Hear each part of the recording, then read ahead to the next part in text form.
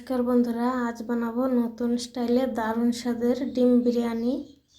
তো আপনারা দেখুন, আমি 500 বাসমতি চাল ধুয়ে নিয়েছি। একটা পাতিল বসিয়ে দেব, গরম করে নিয়েছি।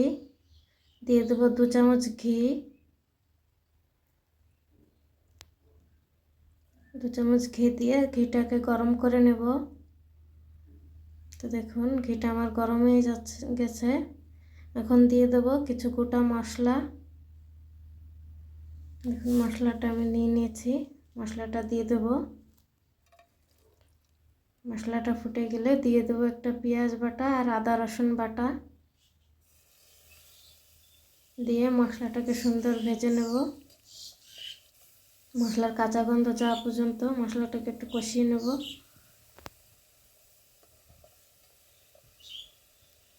দেখুন, মশলাটা আমার কষানো হয়ে গেছে।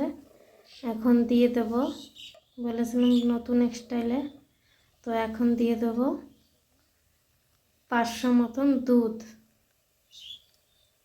দুধটা আমি ঢেলে দেব। আমাদের এখানে গরুর দুধ পাওয়া যায় না বন্ধুরা, আমি প্যাকেটের দুধই ব্যবহার করি। আপনাদের ওখানে গরুর দুধ পাওয়া গেলেন গরুর দুধটা ব্যবহার করবেন। তো দেখুন, দুধটা আমি ঢেলে দিলাম। এখন দিয়ে দেব 250 মতন জল। আমি 500 চাল নিয়েছি, তার জন্য 500 দুধ আর 250 জল দিলাম। দিয়ে দেবো স্বাদ মতো নুন।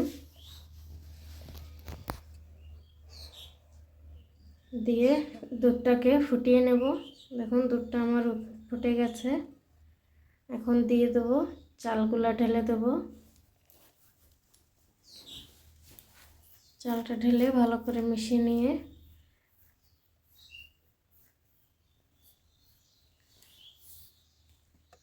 ভালো করে মিশিয়ে নেব। মিশিয়ে নিয়ে লো ফ্লেমে ঢাকা দিয়ে রান্না করতে দেব।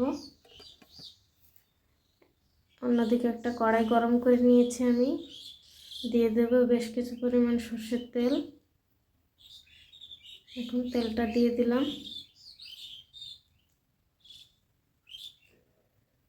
তেলটা গরম হয়ে গেছে। দিয়ে দেবো একটা কেটে রাখা আলু। দেব সামান্য হলুদ আর সামান্য নুন। দিয়ে আলুগুলো ভেজে নেব। এখন আলুটা আমার লাল লাল করে ভাজা হয়ে গেছে। এখন তুলে নেব। তুলে নিয়ে আগে থেকে কিছু ডিম আমি সেদ্ধ করে রেখেছিলাম, ডিমগুলো ভেজে নেব। দেখুন, কড়াইতে তেল আমার গরম হয়ে গেছে। ডিমগুলো দিয়ে দেব।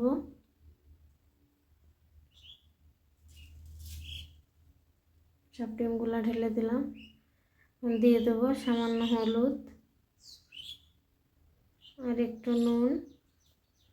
দিয়ে ডিমগুলো ভেজে নেব সুন্দর করে।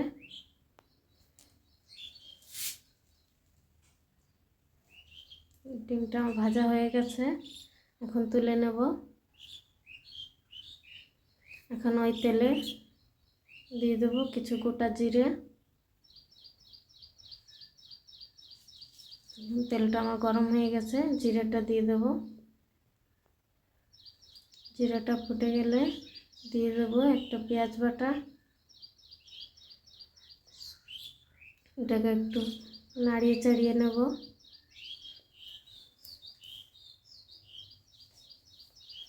দেখুন, হয়ে গেছে। এখন দিয়ে দেবো 1 চামচ আদা রসুন বাটা। এটাকে সুন্দর মিশিয়ে কষিয়ে নেব কাঁচা গন্ধ যাওয়া পর্যন্ত। এখন দিয়ে দেবো 1 চামচ জিরে বাটা। দিয়ে ভালো করে মিশিয়ে নিয়ে মশলাটাকে কষিয়ে নিচ্ছি। এখন দেব 2টো টমেটো বাটা। দিয়ে দিলাম। দিয়ে সুন্দর এটাকে কষিয়ে নেব মশলাটাকে। হলুদ গুঁড়ো দেব, স্বাদ মতো নুন আর 1 চামচ ঝাল লঙ্কার গুঁড়ো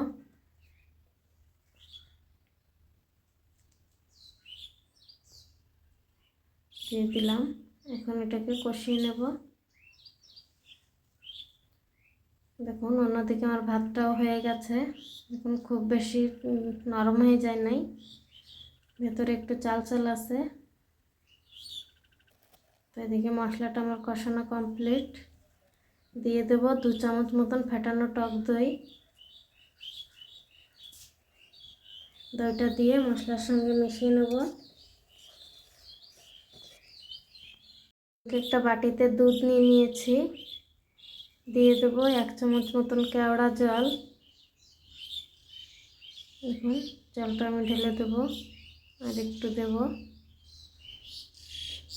আর দিয়ে দেব 1/2 চামচ মতন বিরিয়ানি এসেন্স। 1/2 চামচেরও কম দিয়ে দিলাম।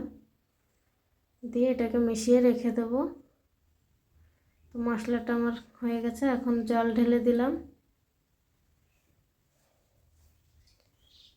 এখন প্রয়োজন মতন জল দিয়ে দিলাম। দিয়ে দেবো ভেজে রাখা ডিম আলু।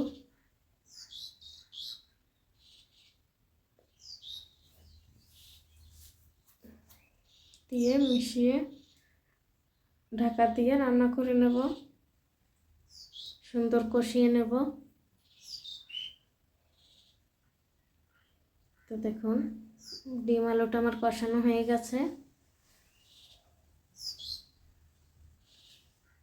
এখন নামিয়ে নেব।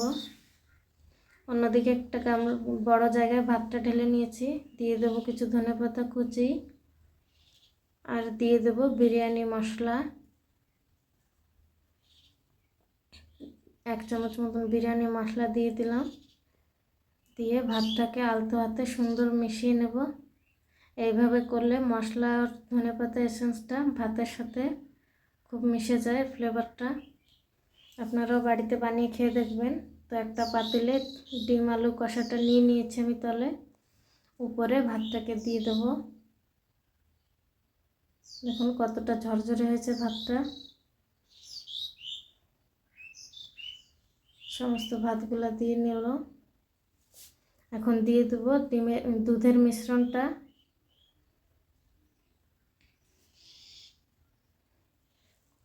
দিয়ে দেবো 2 চামচ মতো ঘি।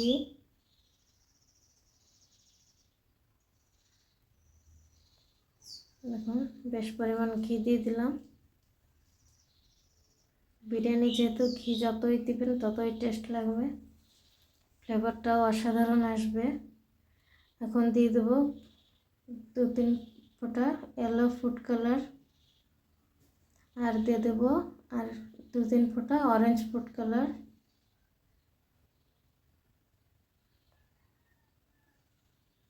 এখন দিয়ে দিচ্ছি। এখন ঢাকা দিয়ে 20 মিনিটের মতো দম দিয়ে নেব। উপরে ভারী কিছু চাপা দিয়ে দেবো দমে বসিয়ে। তো দেখুন 20 মিনিট পর ফিরে এলাম। বিরিয়ানিটা আমার হয়ে গেছে। দেখুন কতটা ঝরঝরে হয়েছে, একবার দেখুন বন্ধুরা। আর ঘ্রাণ তো অসাধারণ ঘ্রাণ। তো আপনারাও বাড়িতে বানিয়ে খেয়ে দেখুন, ঘ্রাণেই পেট ভরে যাবে। ভালো লাগলে কমেন্টে জানাবেন। দেখুন কত সুন্দর, যেমন দেখতে তেমন খেতে, অসাধারণ টেস্ট। তো আপনারাও বাড়িতে বানিয়ে খেয়ে জানাবেন বন্ধুরা।